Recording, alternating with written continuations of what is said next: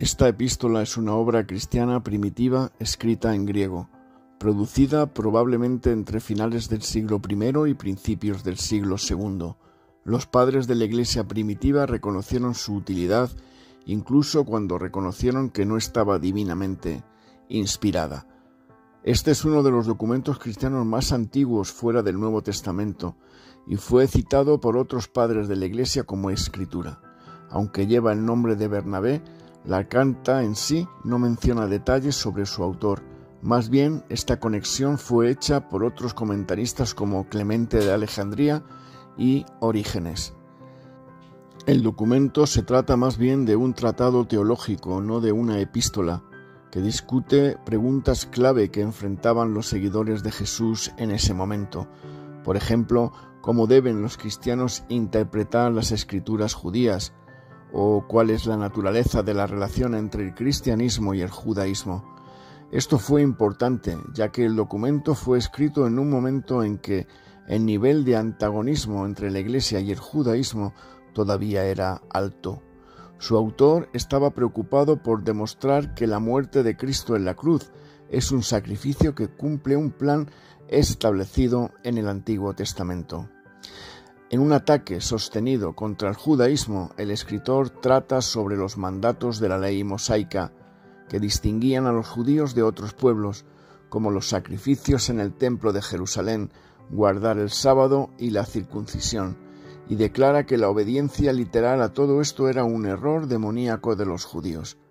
Por medio de la interpretación alegórica que impone el Antiguo Testamento, como la de las leyes dietéticas en Levítico, se le da un significado totalmente extraño a la intención de los autores originales.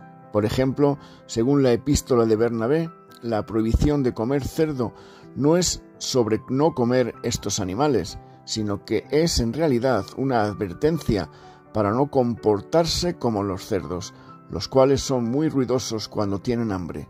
Es decir, no hay que buscar a Dios solo cuando se tiene necesidad de algo. También es interesante que este documento constituye un testimonio muy antiguo fuera del Nuevo Testamento, sobre la costumbre que tenían los cristianos de reunirse en domingo. Por eso, justamente nosotros, dice la carta, celebramos también el día octavo con regocijo, por ser día en que Jesús resucitó de entre los muertos y después de manifestado subió a los cielos. Otro dato interesante de este antiguo documento cristiano es que no contiene ninguna cita del Nuevo Testamento, con excepción, tal vez, de una referencia al Evangelio de Mateo. La carta de Bernabé fue esencialmente un tratado que usa elementos alegóricos al interpretar el Antiguo Testamento, muy antijudío.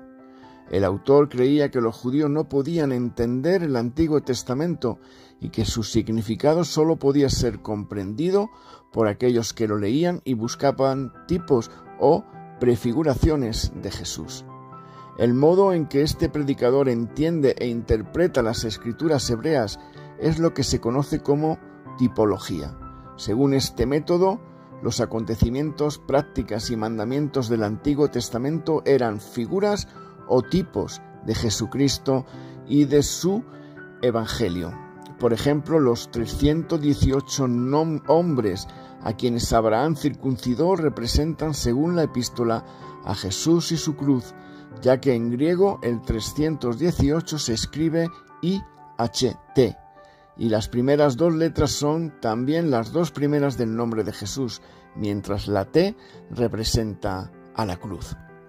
El término gnosis, que significa conocimiento, es usado por la epístola de Bernabé para describir su mensaje. De hecho, llama a su mensaje un conocimiento perfecto. Sin embargo, el contenido contradice herejías tempranas como el gnosticismo y parece reflejar una comprensión ortodoxa y temprana de la fe. Al mismo tiempo, algunos escritores han criticado este documento por confiar en gran medida en algunas tradiciones orales sobre el Antiguo Testamento, que después se cristalizarían en la Mishnah, así como por el uso de geometría y numerología. En general, se acepta que el autor era de Alejandría, en vista de su afición por el enfoque alegórico por el cual Alejandría era conocida, tanto entre judíos como en cristianos, y por el hecho de que las primeras pruebas de la existencia del documento derivan de allí. Parece haber sido escrito después de la destrucción del templo de Jerusalén en el año 70, pero antes que Adriano reconstruyera la ciudad tras la revuelta del año 132 al 135 después de Cristo. No es posible ser más preciso dentro de estos límites. Esta epístola fue ampliamente usada por la Iglesia en Egipto y fue incluida en el Códice Sinaítico, el manuscrito más antiguo que contiene tanto el Antiguo como el Nuevo Testamento, donde aparece además del Apocalipsis y antes del pastor de Hermas, y también fue citado por Clemente de Alejandría. Sin embargo, fue menos apreciada en otros lugares y pocos cristianos continuaron leyéndola. La mayoría de los primeros cristianos no parecían considerarla parte de la escritura inspirada. Sin embargo, fue valorada por sus ideas sobre la teología judía. Esa perspectiva se describe mejor con la interpretación del Antiguo Testamento a través de la lente del cristianismo primitivo. Esas explicaciones constituyen la mayor parte de la carta. El texto de la epístola de Bernabé que tenemos hoy ha sido reconstruido principalmente sobre la base del Códice Sinaítico y del Códice Jerosolimitano. La epístola de Bernabé sigue siendo un recurso valioso.